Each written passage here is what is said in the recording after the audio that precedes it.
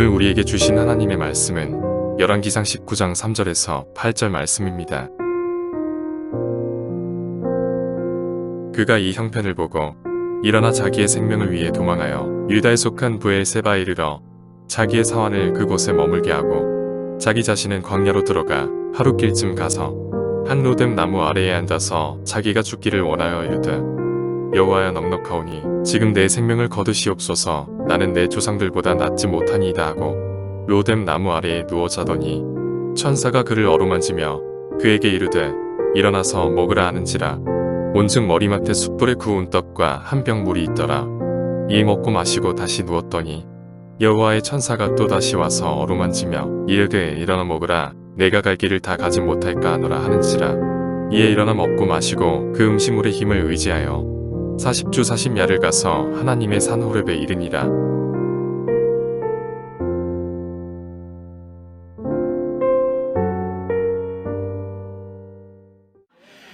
자, 오늘 우리가 함께 읽은 본문은 우리에게 익숙한 이야기입니다. 엘리야라고 하는 사람, 갈멜산에 있었던 불의 제단, 그리고 그 이후의 이야기들이 열왕기상 17장, 18장, 19장에 걸쳐서 기록이 되어져 있습니다.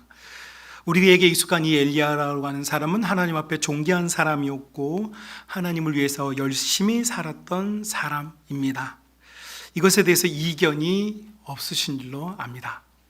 여러분 19장 10절 말씀 보실까요? 우리가 읽지는 않은 본문입니다만 19장 10절 보면 이렇게 엘리야가 이야기합니다. 그가 대답하되 내가 만군의 하나님 여호와께 열심히 유별하오니. 이게 엘리야가 한 말인데요, 엘리야가 하나님을 어떻게 생각하는 사람이냐, 우리 개역개정 버전에서는 나는 하나님을 아주 열심히 믿는데 유별난 사람이다 라는 표현을 하고요, 표준 세번역에서는 조금 더 쉬운 번역을 해놓았는데 이렇게 이야기를 하고 있습니다.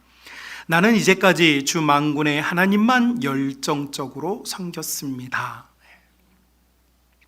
다른 생각 안 했습니다. 하나님, 저는요 예수님 믿고 난 이후로요 예수님만 바라보면서 내 삶, 내 인생, 우리 가정 그저 예수님 앞에 살기를 바라고 살아왔습니다 라는 게 엘리야의 고백이고 지금 우리의 고백인 줄로 믿습니다. 자, 그런데 이렇게 멋지게 빛났던 엘리야가 오늘 본문에서 보니까 뭔가 무너져 있어요. 뭔가 실패한 모습을 보이고 있어요.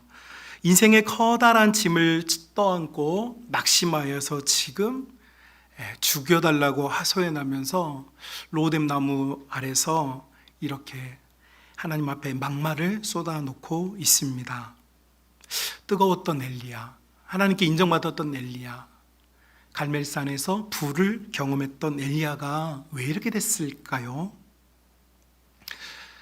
여러분, 엘리야라고 하는 이 사람이 17장부터 이제 그의 이야기가 쭉 기록이 되어 있는데, 그가 아하방과 북이스라엘에게 선포합니다. 비가 오지 않을 거야, 비가 오지 않을 거야 라는 말은 명제이고, 그 명제 아래 숨어있는 뜻이 뭐냐면 너희가 원하는 대로 이제 되지 않을 거야. 너희가 원하는 대로 가축이 증가하고 너희의 재산이 증가하고 너희가 살고 싶은 대로 살았던 너희의 삶, 너희가 원했던 그 삶 이제 되지 않을 거야.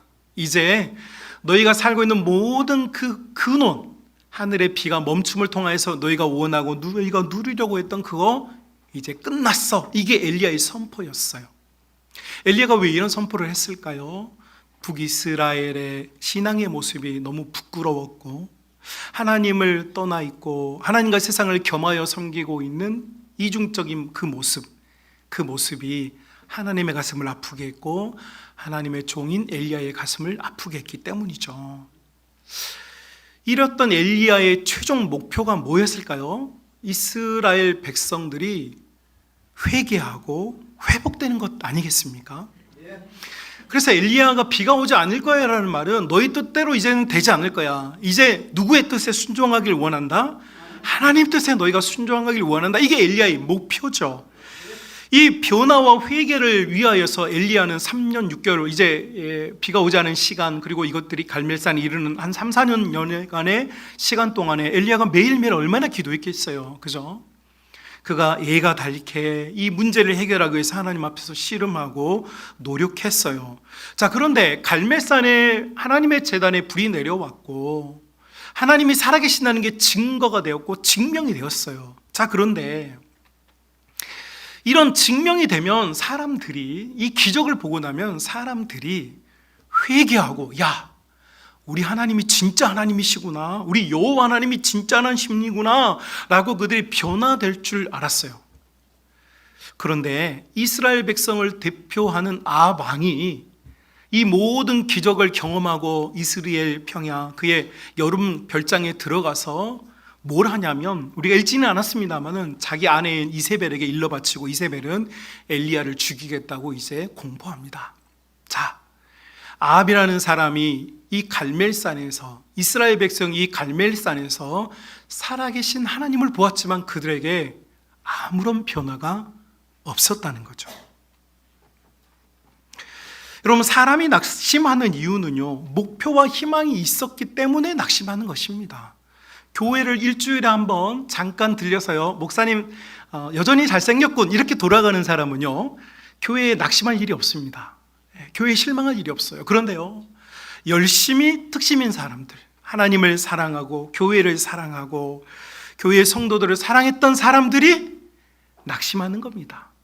여러분, 교회 신앙생활 하면서 낙심한 적이 없다면 여러분은 지금 뭔가 지금 문제가 있는 거예요.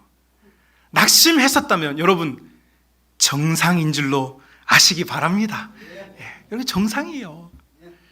교회를 사랑하니까, 하나님을 사랑하니까 시험에 들고 낙심하고 좌절에 빠지는 것입니다. 엘리야도 이와 같이 큰 소망과 희망을 가지고 이 4년의 시간을 보냈지만 아무런 변화가 없자 그가 낙심해 버립니다. 그리고 영적인 무기력함을 느끼고 뿐만 아니라 자책에도 빠집니다. 19장 4절 말씀 하반절에 보면요, 19장 4절 말씀 하반절에 보면 이런 표현이 나옵니다. 여호와여, 넉넉하오니 지금 내 생명을 거두시옵소서. 나는 내 조상들보다 낫지 못하나이다 라는 표현이 나와요. 엘리야가 지금 하나님께 막말을 하는데 죽여달라는 거죠. 한마디로 내 생명을 거두어 달라. 그런데 그 이유를 밝히고 있습니다. 이유가 뭐냐면 나는 내 조상들보다 낫지 못하다. 이 표현은 무슨 말일까요? 내 조상들과 비교해서 내가 지금 우월하다, 부족하다는데. 근데 이 엘리야가 말하는 이 조상들은 누굴까요? 그가 혈통적으로 아버지, 할아버지, 증조, 고조 할아버지를 말하는 게 아니라 하나님을 뜨겁게 사랑했던 아브라함과 이삭과 야곱과 요셉과 다윗과 같은 믿음의 선배들을 말하는 거죠. 그들과 나를 비교해 보니 내가 그들과 비교해 보니 내가 어떻다는 거예요? 한참이나 부족하다. 나는 그들과 비교해 보니 나는 하나님 믿는 사람이 아닌 것 같다. 2015년인가요? 2014년, 15년 크리스마스 이브에 KBS에서 공영방송에서 처음으로 성탄 절기를 맞아서 기독교 관련 다큐멘터리 하나를 방영한 적이 있습니다. 우리나라는 기독교에는 굉장히 매정한 나라인데 그 다큐멘터리의 내용은 손양훈 목사님, 사랑의 원자탄이라고 불리는 손양훈 목사님에 대한 다큐멘터리였어요. 근데 이제 그 KBS PD가 독실한 크리스찬인데 왜 이렇게 뭐 부처님 오신 날이라든지 뭐 그런 절기에는 부처님 영화도 많이 나오고 막 그러잖아요. 그런데 왜 크리스마스 이브는 왜 예수님에 대한 이야기, 교회에 대한 이야기는 안 나오고 맨날 케빈은 12살 뭐 그런 뭐 코믹한 가족 드라마만 나오는 게 이게 마음이 아파서 자기의 윗선 그리고 담당 PD님들 막 설득해가지고 기독교 다큐멘터리를 만들어서 당시에 많은 젊은이들에게 이걸 시청률을 우리가 높여주어야 그래야 다음에도 KBS가 시청률이 나오니까 이걸 또 제작할 수 있다 해가지고 그때 당시에 굉장히 청년들 사이에서는 꼭 보자 이런 운동이 있었습니다. 물론 시청률이 너무 안 나와가지고 그 다음에부터 없어져 버렸어요. 너무 안타깝긴 한데 중요한 건 그때 손양훈 목사님에 대한 이 다큐멘터리가 나왔는데, 제가 이제 교회 행사 다 마치고 저희 집에는 TV가 없었어요. 그래서 이 교회 이렇게 이제 저녁에 교육자실에서 분주함을 내려놓고 이렇게 컴퓨터로 공영방송을 그 다큐멘터리를 시청하려고 보는데, 제가 이 다큐멘터리를 보고 나서 느낀 소감 두 가지가 있었습니다. 첫 번째, 나는 목사가 아니다. 나는 목사가 아니다. 야, 손양훈 목사님 같은 분들이 진짜 목사님이고, 나는 신학교, 신학대학원, 강도사고시, 목사고시 봐서 절차적으로는 목사가 된 게 맞아요. 저 자격증이 있어. 근데 내가 정말 저런 모습을 가진 내가 목사인가라고 하는 저 자신의 자책이 들었어요. 두 번째는, 하나님께서 저런 손양훈 목사님 같은 분들을 목회자로 쓰셔야 한국 교회가 타락하지 않고 살겠다. 그러니 목사 같지도 않은 내가 이 목사의 직을 내려놓고 내가 이 목사의 직을 떠나야 되겠다라는 생각이 들었어요. 왜냐하면 저는 손양훈 목사님처럼 살기가 어려울 것 같더라고요. 저는 저희 아내에게도 솔직하게 얘기했습니다. 목사직을 내려놓고 그냥 세상에서 열심히 돈 많이 벌어서 교회 헌금 많이 하고 좋은 일, 착한 일 하면서 살아야 되겠다. 제가 이게 부교육자 19년 차 때 들었던 생각입니다. 교회를 보고 성도들을 보고 나를 보니까 손양훈 목사님처럼 못 살겠더라고요. 자기 아들을 죽인 자를 용서해주고 그 자기 아들을 죽인 자를 자기 가정에서 밥을 먹이고 학교를 보내는 나의 아버지 손양훈을 쓴 분이 이제 그 가정의 막내 딸 자녀분 권사님이신데, 권사님이 아버지에게 물었대요. 아버지, 두 오빠를 죽인 저 사람을 용서해 줍시다. 그러면 되지 않느냐. 여러분, 자기 오빠를 죽인 사람이 자기 집에 들어와서 자기 오빠 노릇을 하는데 그 막내 딸의 심정이 어떻겠습니까? 이렇게 이제 막 울면서 아버지에게 한소연하니까 손양훈 목사님이 하신 말씀이, 예수님께서는 용서하실 뿐만 아니라 원수를 사랑하라고 하셨다. 원수조차도 사랑하라고 하셨던 그 말씀을 지키기 위해서 자녀를 잃은 아버지가 그런 일을 행했다는 거죠. 오랫동안 부교육자 생활을 하는 동안에 교회에 많은 성도들을 봤고 저도 많은 좋은 선배님들을 만났지만 저 자신은 손양훈 목사님 같은 목사가 되기 힘들 것 같다라고 하는, 저도 나쁜 사람은 아닙니다. 그런데 그런 목사 되기는 어려울 것 같아서 자책이 들었고 목회직을 포기하려고 제가 심각하게 고려를 했었습니다. 엘리야가 이런 상황이었다는 거죠. 여러분, 제가 사례 좋은 교회, 저는 다 대형 교회에만 있었고 사례도 좋고 대우도 좋고 참 모든 분들이 잘해주시고 저와 이 관계가 안 좋은 분들을 제가 만날 일이 없어요. 교인이 너무 많으니까 저와 관계가 안 좋은 분들을 만날 일이 어디 있겠어요. 다 저를 좋아해 주는 분들, 저를 칭찬해 주는 분들, 저를 팔로우하는 분들만 제 곁에 있겠죠. 그런데 그 좋은 상황 속에서 제가 낙심을 경험하는 거죠. 여러분, 신앙생활을 하는 동안에, 우리가 하나님을 믿는 동안에 지금 내 마음속에 일종의 영적인 번아웃, 하나님이 잘 느껴지질 않아. 기도를 하는데 기도가 하나님께 닿는다는, 뭔가 손이 이렇게 닿는 이런 스킨십이 느껴지질 않고, 찬양을 부르는데 찬양에 노래를 불러, 노래방에서 노래 부르는 것처럼 내가 열창을 할 수도 있고 멋들어지게 부를 수도 있는데, 중요한 건 내 마음에는, 내 눈에는 아무런 감동이 없어. 그래서 지금 내 영적인 상황이 완전히 무기력에 빠져버린 이 상황, 이것이 엘리야의 상황이었고 제가 경험했던 상황이었고, 어쩌면 하나님을 너무 사랑했기 때문에 여러분이 경험했을 그런 상황이고, 지금 이런 상황에 빠져 계신 분들이 한국 교회에 많고 우리 교회 성도들 중에도 있는 것 같아. 사랑하는 믿음의 가족 여러분, 자책과 낙심이 우리를 찾아올 때 여러분, 우리가 어떻게 하면 살아날 수 있을까? 사실은 우리에겐 살아날 방법이 없습니다. 하나님께서 이 낙심과 좌절해 버리고 번아웃 돼 버린 이 엘리야를 이제 고치시려고 하는데, 여러분, 이 고치는 과정에서 우리가 굉장히 중요한 것을 캐치해내야 해요. 사실은 하나님께서는요, 지속적으로 말씀하셨는데 우리가 듣지 않고, 하나님은 지속적으로 말씀하셨는데 엘리야는 듣지 못했던 신앙의 루틴이 있습니다. 오늘 세 가지 증거를 가지고 하나님께서 출근 말씀하셨는데 우리가 듣지 못했던 것을 찾아보려고 하는데, 여러분, 먼저 그 증거가 엘리야 내러티브, 엘리야 이야기의 시작이 17장이거든요. 근데 17장 시작되는 4절부터 한번 보시겠습니다. 17장 4절 말씀입니다. 자, 엘리야 이야기가 시작이 되었어요. 엘리야 이야기가 시작이 되었는데 하나님께서 엘리야에게 하신 말씀, 처음 하신 말씀이 뭔지 아십니까? 자, 4절 말씀 할게요. 2절부터 보겠습니다. 2절, 여호와의 말씀이 엘리야에게 임하여 이르시되, 3절, 너는 여기서 떠나 동쪽으로 가서 요다나 그리시니까에 숨고, 4절, 그 시냇물을 마시라. 내가 까마귀들에게 명령하여 거기서 너를 먹이게 하리라. 아멘. 자, 여러분, 하나님께서 엘리야가 등장했어요.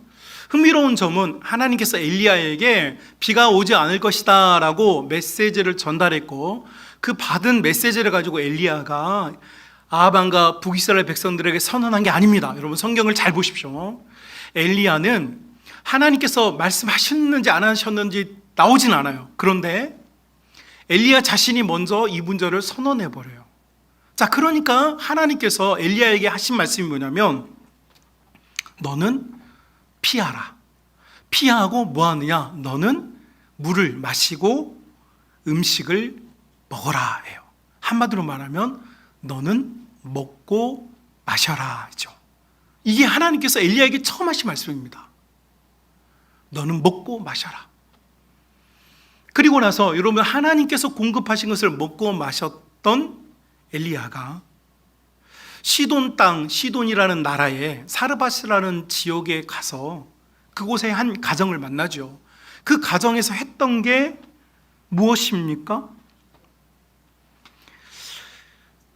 17장 15절 말씀, 17장 15절 말씀입니다. 17장 15절 말씀 같이 한번 읽을까요? 그가 가서 엘리야의 말대로 하였더니 그와 엘리야와 그의 식구가 여러 날 동안 먹었다. 자, 여러분, 하나님께로부터 공급받은 것을 먹고 마셨던 엘리야가 사르밧의 가정에 가서 했던 것, 공급했던 게 뭐냐? 하나님 말씀 가르치고 제자들을 가르치고 설교한 게 아닙니다. 그 가정을 먹고 마시게 만들었어요.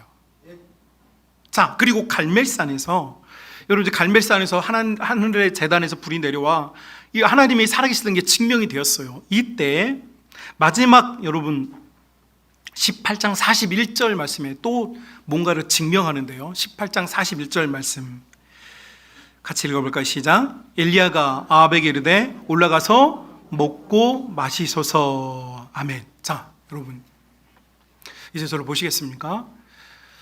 엘리야 이야기의 시작부터 중간 가동에서 계속 언급되는, 어쩌면 우리는 놓쳐버렸던, 우리는 관심이 없어. 우리는 뭐에 관심이 있냐면 기적에 관심이 있거든요. 불이 내려오고 물이 쏟아지고 건강이 회복이 되고 우리가 가진 재정의 상태가 증가되어지고 우리가 해결하지 못했던 문제들이 해결되는 것에 관심이 많아요. 우리의 모든 관심은 하나님을 생각하면, 하나님은 어떤 분이시냐? 예, 하나님은 기적의 하나님. 엘리야도 오늘 우리가 읽은 이 본문에서 하나님을 뭐라고 말합니까? 만군의 하나님이라고 여러분 표현을 합니다. 10절에서 말하죠. 만군의 하나님을 뭘로 엘리야는 받아들이냐? 만군의 하나님. 만군의 하나님이라는 뜻은 모든 군대의 주인이라는 뜻이에요. 모든 군대의 주인이라는 뜻은 모든 전쟁에서 승리하게 하시는 하나님의 뜻이에요. 그러니까 이 갈멜산에서 엘리야는 전쟁을 했잖아요. 바알과 아세라의 군대와 전쟁을 했고 이 전쟁에서 이기게 하신 하나님, 엘리야가 느끼고 배우고 알고 있는 하나님은 만군의 하나님, 승리하게 하나님, 여호와 니시 하나님이란 말이죠. 자, 그런데 문제는 엘리야는 이런 하나님을 좋아하는 거예요. 기적의 하나님, 응답의 하나님, 뭔가 번쩍거리고 기적을 나타내게 하는 하나님을 좋아해요. 예수님을 따라다녔던 수많은 사람들이 광야에서 5천 명이 먹었어요. 그 사람들 예수님 따라다니다가 예수님 십자가에 못 박힐 때 뭐라고 말했습니까? 예수를 십자가에 못 박으소서라고 말해요.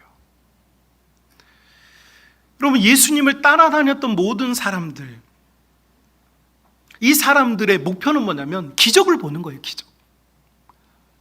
내가 못하는 일을 해내게 하는 것, 이것이 하나님을 믿는 목표이고 하나님을 바라보는 목표예요.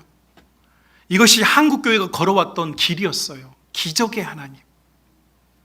그런데 이 기적의 하나님, 엘리야가 믿고 있는 이 기적의 하나님, 불의 하나님, 이 전능하신 하나님, 이 권능의 하나님, 이 만군의 하나님, 엘리야의 하나님이었는데, 이것이 엘리야가 믿는 하나님이었는데, 하나님께서는 자기 자신을 엘리야와 처음 만났을 때부터 계속 무슨 소개를 하고 있냐면, 나는 너를 먹이게 하고 마시는 하나님이다라고 소개를 하는 거예요.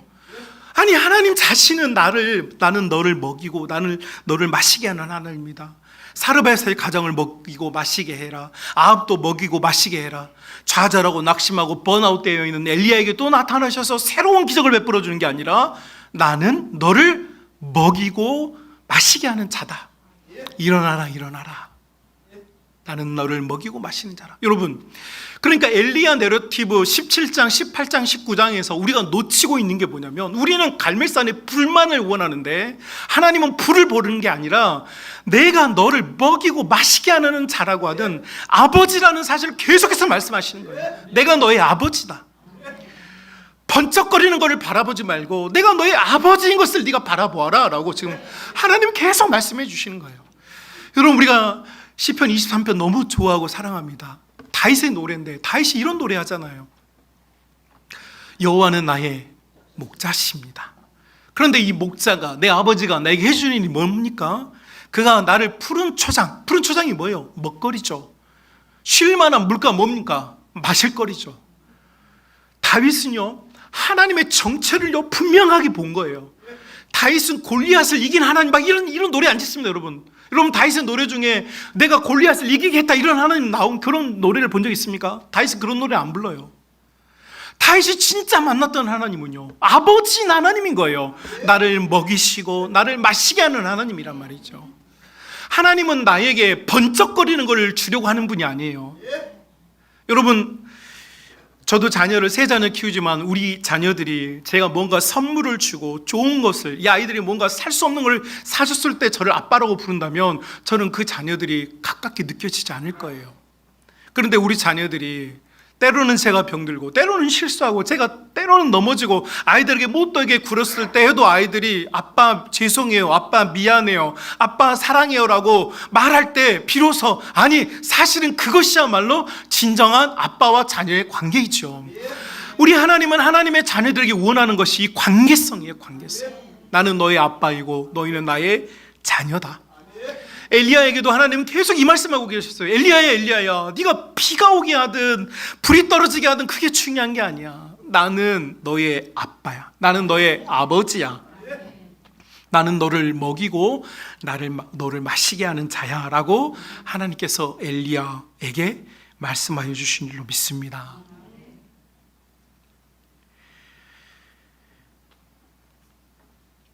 흥미로운 점은 6절, 7절에서 여러분 이런 표현이 나옵니다. 본즉 머리맡에 숯불에 구운 떡과 한 병 물이 있더라. 이에 먹고 마시고 다시 누웠더니, 엘리야가 하나님께서 공급하시는 음식을 먹고 마셨어요. 그리고 다시 누워버렸어요. 그걸 먹었다고 해서 일어난 게 아니에요. 반복적이고 지속적인 것이 필요하다는 걸 말해요. 7절에 여호와의 천사가 또 다시 와서 어루만지며 이르되 일어나서 먹어라 라는 표현이 나와요.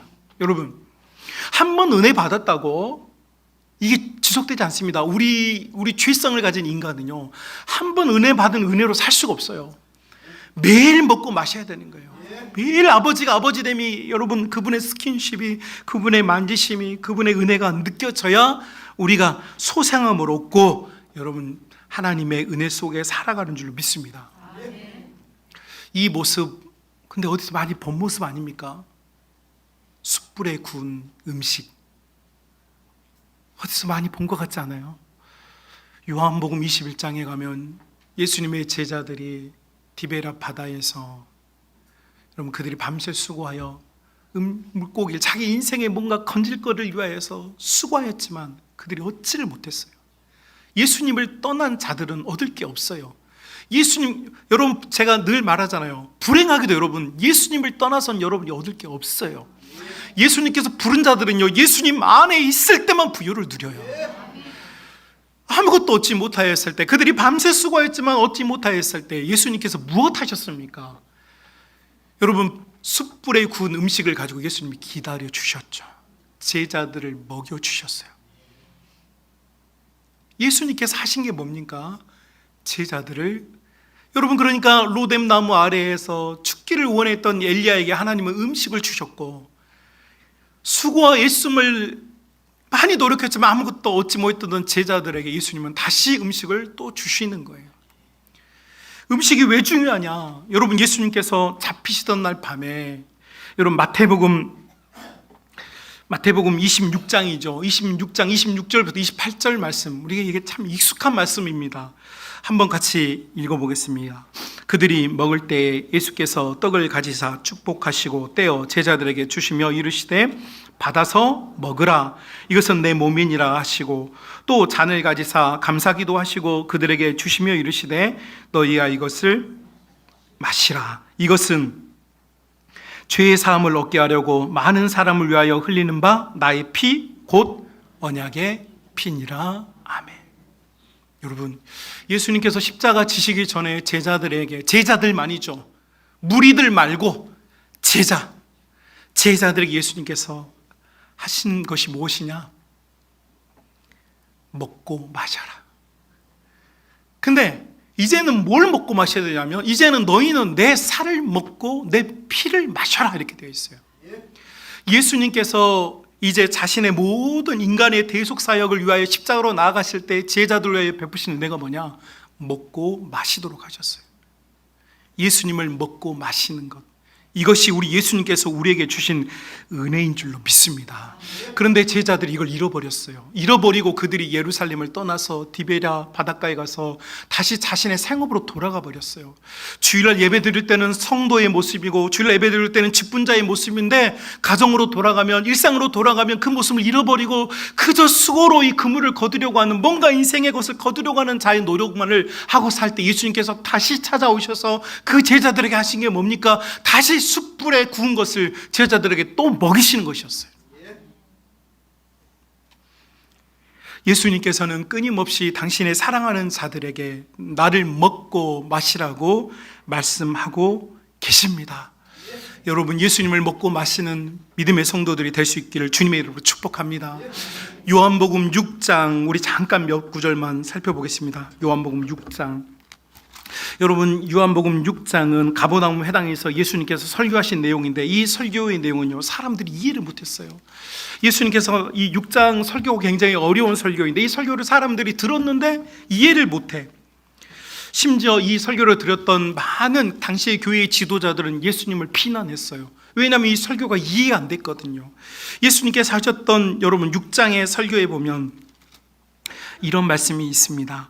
여러분, 6장 35절입니다. 35절 말씀 우리가 함께 읽어보겠습니다. 예수께서 이르시되 나는 생명의 떡이니 내게 오는 자는 결코 줄이지 아니할 터요 나를 믿는 자는 영원히 목마르지 아니하리라. 38절 내가 하늘에서 내려온 것은 내 뜻을 행하려 함이 아니요 나를 보내신 이의 뜻을 행하려 함이니. 39절 나를 보내신 이의 뜻은 내게 주신 자 중에서 내가 하나도 잃어버리지 아니하고 마지막 날에 다시 살리는 것이니라. 40절 내 아버지의 뜻은 아들을 보고 믿는 자마다 영생을 얻는 이것이니 마지막 날에 내가 이를 다시 살리리라 하시니라. 아멘. 자, 여러분, 예수님께서 회당에서 이 설교, 가버나움에서 하셨을 때 이 설교가 사람들이 이해가 안 됐어요. 예수님을 먹고 마셔라? 예수님은 살아있는 예수님을 구워서 뜯어 먹어? 그러니까 사람들이 막 분노하는 거예요. 그런데 예수님께서 지금 이 말씀을 하신 의미를 여러분, 우리는 알아요. 이 설교하신 이후에 잡히시던 날 밤에 제자들에게 이 빵과 이 음료를 먹고 마셔라. 이것은 나의 살과 나의 피를 대변하는 것이다 라고 말해요. 여러분, 오늘날 우리가 예수님을 먹고 마신다고 하는 성례식을 합니다. 성찬식을 하죠. 여러분, 성찬식이 뭡니까? 여러분, 저희 교회 또 성찬식 하는데 우리 한국 교회가 사용하고 있는 성찬에 사용하는 음식들, 여러분, 그 음식이 정말 예수님의 살이거나 혹은 그것이 음료가 예수님의 피가 됩니까? 여러분, 그렇게 믿는다면 이거는 로마 캐톨릭의 화채설입니다. 여러분, 우리가 먹고 마시는 건요, 예수님의 살과 피가 아닙니다. 우리가 그 행위를 하는 그 행위 자체가 중요합니다. 예수님께서 이것을 기념하라고 했어요. 기념한다고 하는 말은 기억하라는 거예요. 우리가 성찬을 하는 이유는 뭐냐면, 예수님, 당신께서 나를 위해 당신의 살과 당신께서 나를 위해 피를 흘리셨다는 것을 내가 믿습니다라고 하는 믿음의 고백, 컴패션이, 이것이 우리가 성찬하는 이유예요. 여러분, 우리가 성찬을 하는 이것이 그러면 예수님을 먹고 마시는 게 아니라면, 그러면 정말 예수님을 먹고 마시는 건 뭘까요? 엘리야가 먹고 마심으로 소생함을 얻고 새로운 비전으로 무장하였는데, 우리도 새로운 비전, 이런 낙심, 이런 좌절에서 일어나야 되는데 어떻게 일어날 것이냐? 예수님을 먹고 마셔야 된다는 것을 성경이 가르치는 건 알겠는데, 도대체 뭘 먹고 뭘 마시는 게 예수님을 먹고 마시는 것이냐라고 하는 질문이 남아요. 여러분, 예수님을 먹고 마심으로 하나님께서 주시려고 하는 영생을 취하는 자들이 될 수 있기를 주님의 이름으로 축복합니다. 그렇다면 그 구체적인 방법을 알아야 돼요. 자, 이 구체적인 방법을 알면 여러분, 한 가지를 생각해 보셔야 됩니다.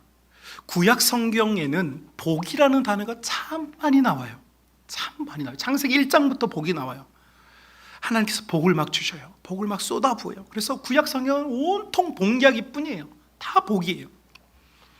자, 그런데 신약 성경에 오면 예수님께서 마태복음 5장, 6장, 7장 상상 설교 때 5장 첫 소절, 5장 2절부터 심령이 가난 자는 뭐가 있어요? 복이 있다라고 이 팔복에 대한 설교하신 이후로 예수님께서 복에 대한 설교를 한 적이 있느냐? 복에 대한 설교를 한 적이 없어요. 예수님의 제자들, 사도 바울, 베드로, 예수님의 동생이었던 야고보 목사님, 예수님의 동생이었던 유다, 여러분, 수많은 이 성경의, 신약 성경의 기록자들이 단 한 번도 복을 언급하지 않습니다. 신기하죠? 복이 없어져 버렸어요. 왠지 아십니까? 과거에는 예수님이 오기 전까지는요, 우리가 먹고 사는 게 복이었어요. 왜냐하면 살아있는 것 자체가 복이거든요. 그러나요, 예수님께서 오신 이후로는요, 예수님께서 복이기 때문에 복이신 예수님을 영접한 자들, 예수님을 맞아들인 자들, 예수님을 주라고 고백하는 자들은요, 더 이상의 복이 필요치가 않게 되었어요. 복의 완전성입니다. 예수님을 믿는 것이 복의 완전입니다, 여러분. 이것이 개혁교회가 지향하고 개혁교회가 외치는 것입니다.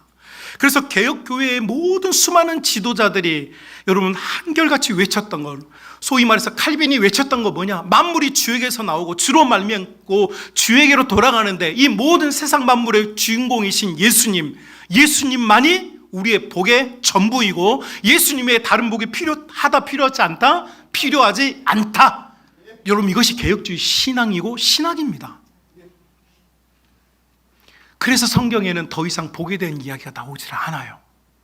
그런데 정말 재미있게, 흥미롭게 복에 대한 이야기를 꺼내든 한 사람이 있습니다. 그 사람이 누구냐면, 예수님이 십자가에 못 박히셨을 때 예수님 앞에 끝까지 여러분 서 있었던 제자, 바로 요한입니다. 요한이 마지막으로 쓴 편지가 요한계시록 1장, 우리 한번 볼까요? 요한계시록 1장 3절 말씀이에요. 요한계시록 1장 3절 말씀.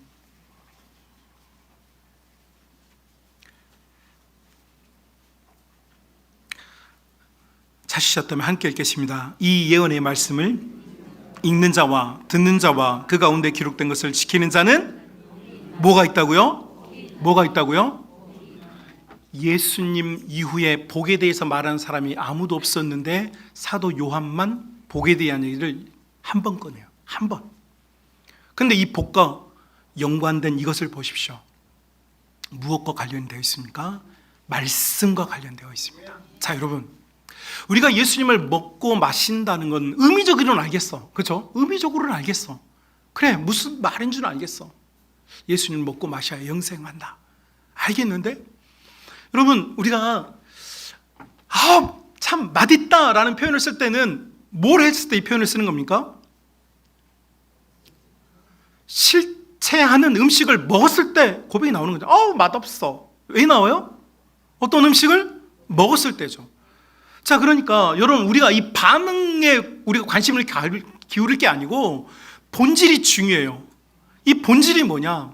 사도 요한이 말하려고 하는 진짜 우리가 예수님을 먹고 마시는 게 뭐냐에 대해서 이야기를 하는데 그게 뭐냐? 그게 말씀이라는 거죠.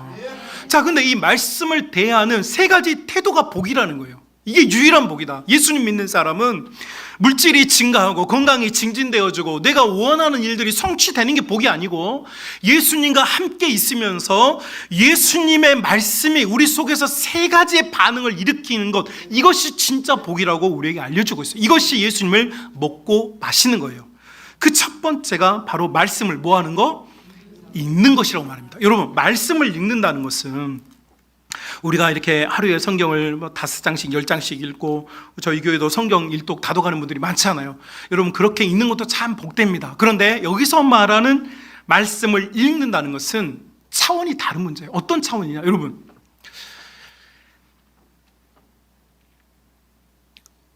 참 안타깝게도 몇 해 전에 진도 앞바다에서 수학여행을 가던 많은 아이들이 생명을 잃었어요.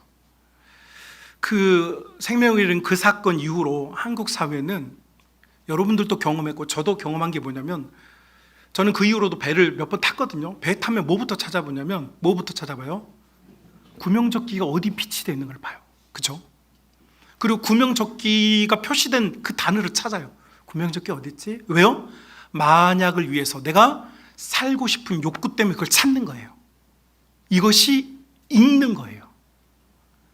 읽는다고 하는 것은요, 살기 위해서 하기 위한, 살고 싶어서 하는 것을 말해요. 그냥 심심해서 시간 남아서, 아니 그래도 목사님이 뭐 이렇게 여러 가지 성경을 읽어야 된다고 하니까 내가 종교 생활하면서 내가 교회를 오래 다녔으니까 읽는, 이거 말하는 거 아니에요.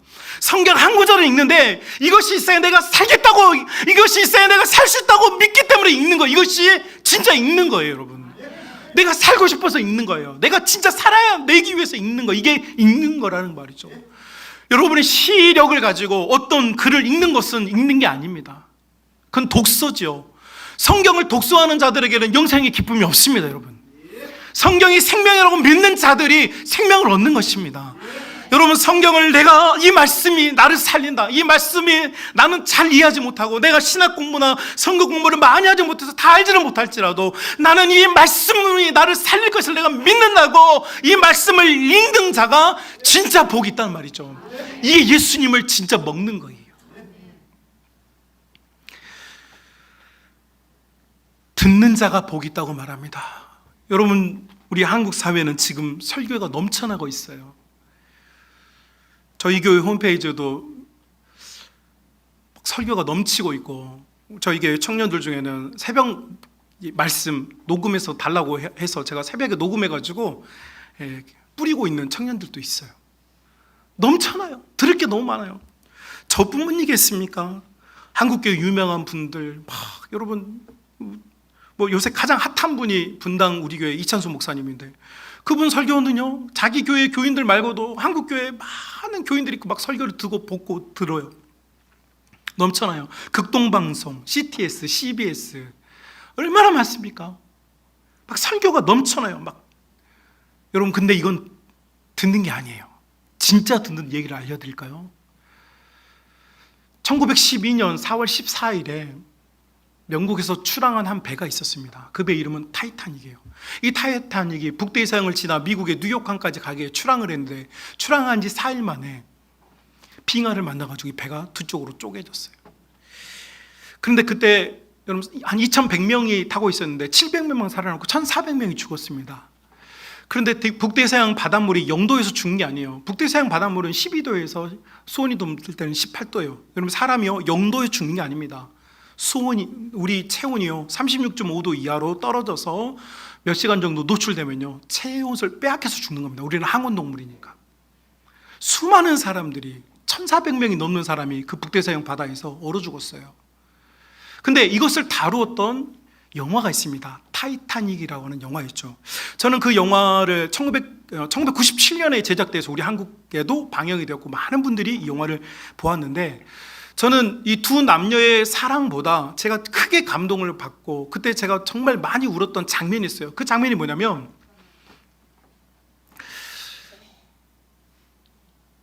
많은 사람들이 배에 빠져 죽었고 그 중에 몇몇 선원들이 이 바다에 빠진 사람들 중에 구명보트를 타지 못한 사람들을 살리려고 이제 이 침몰해 버린 그 잔해 사이로 들어갑니다.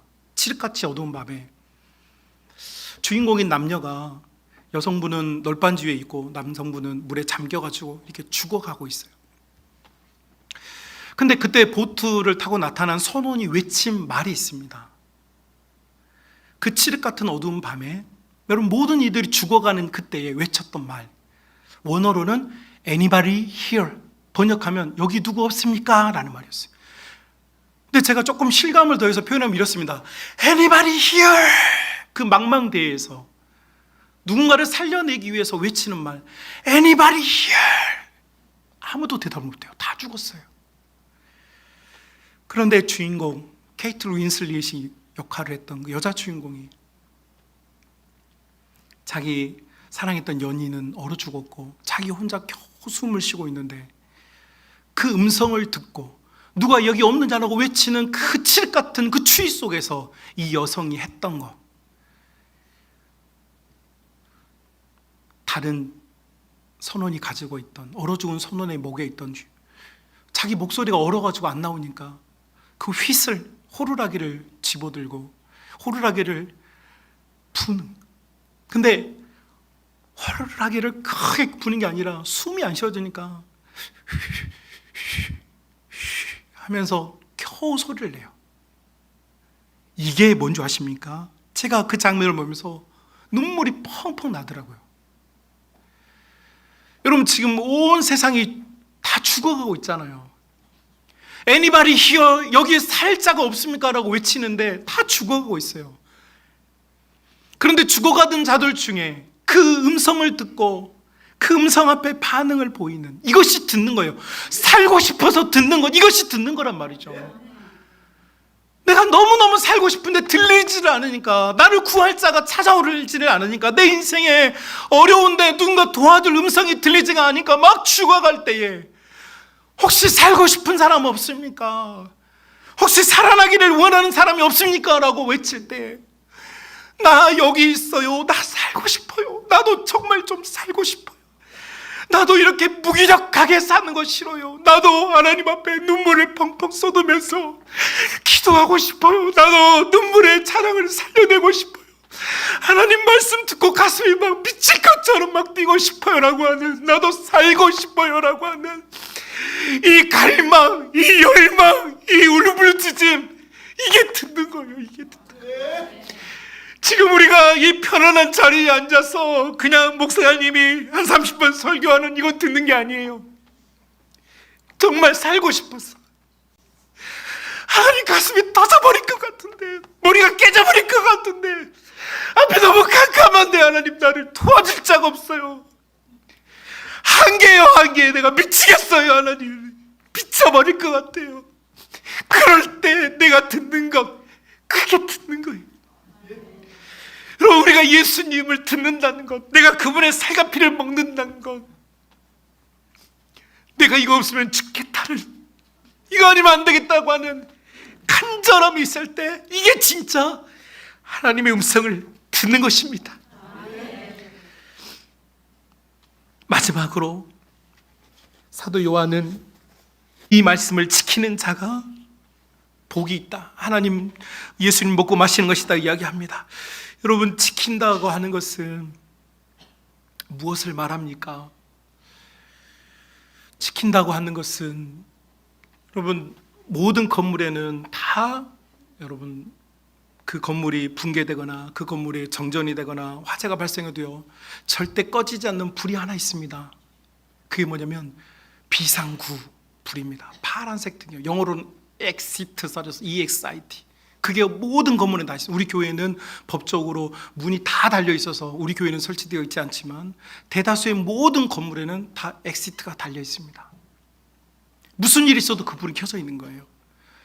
그런데 여러분, 내가 그 불을 봤다고 해서 내가 살 수 있습니까? 아니에요, 여러분. 그 불을 봤다면요, 거기로 내가 뛰쳐나가야 그 위험으로부터 벗어나는 거예요. 말씀을 지킨다라고 하는 말은 율법대로 뭘 하거나 하지 않는 이야기를 말하는 게 아닙니다. 어떤 작은 조각 같은 말씀이라도 내가 먹었다면 하나님 나 이렇게 되고 싶어요. 나 정말 이렇게 되기를 원해요. 하나님 내가 기도하지 않는 자였다면 내가 10분이라도 기도하고 싶어요 라고 무릎을 꿇을 수 있는 것. 성경을 읽지 않은 자였다면 내가 성경을 한 절이라도 내가 읽을 거예요 라고 그 일을 실행하는 것, 이것이 지키는 자예요. 이것을 보고 이것을 듣는 자들이 이것을 지키려고 할 때 여러분 여기에서 예수님을 먹고 마시는 역사가 나타나는 것입니다. 가만히 있어서는 아무 일도 일어나지 않습니다. 가만히 있어서는 아무런 변화가 일어나지 않습니다. 예수님께서 여러분 이 베데스다 연못에서 살기를 바라면서 자기의 질병에 고침받기 위해서 자기의 문제를 해결하기 위해서 자기 자녀의 문제를 가지고 그 베데스다 연못에서 해결을 받으려고 살아왔던 이 병자가 해결을 받지 못했어요. 그런데 예수님께서 그에게 하신 말씀, 일어나 걸어라 했어요. 일어나 걷는 건요 나의 의지의 문제입니다.